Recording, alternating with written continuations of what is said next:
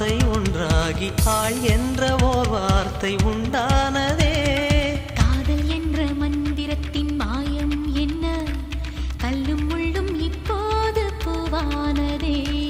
வானவில்லின் துண்டொன்று மண்ணில் வந்து யாருக்கும் சொல்லாமல் பெண்ணானதே. பெண்ணே